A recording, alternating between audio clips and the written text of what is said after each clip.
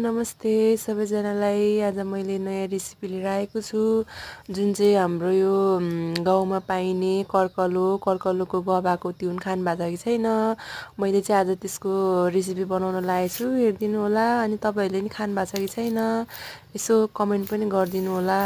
सबैभन्दा सुरुमा चाहिँ यो मैले केलाको जस्तै गरेर बोक्राहरू केलाउँदै हाल्नुपर्छ, मसिनो मसिनो भाँचेर। केलाइसकेपछि सफा पानीले धुने अनि त्यसपछि तारेर राख्ने। अनि त्यसपछि पानी उमालेको पानीमा चाहिँ हाल्नुपर्छ यसलाई।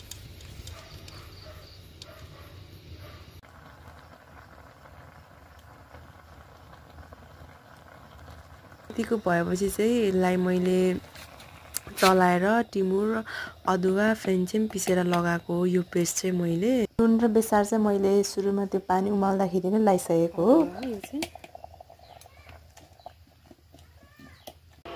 यतिको भएपछि चाहिँ अब हामीले यसले झान्नुपर्छ। अनि त्यसपछि सबैभन्दा सुरुमा चाहिँ अब प्यान तताउने, अनि त्यसपछि तेल हाल्ने। अनि तेल हालेपछि विशेष गरी चाहिँ यो चाहिँ लसुन, यसमा चाहिँ लसुन मिठो हुन्छ। लसुन मजाले झान्ने, अलिअलि कालो कालो भइन्जेलसम्म। अनि त्यसपछि टमाटर लगाउने। टमाटरले चाहिँ विशेष गरी अमिलो हुन्छ, अनि अलिअलि कोक्याउँछ कि भनेर, तर अमिलो लगाएपछि चाहिँ कोक्याउँदैन। अनि त्यसपछि मजाले त्यो चलाइसकेपछि मजाले टमाटर पाकिसकेपछि चाहिँ हालिदिने।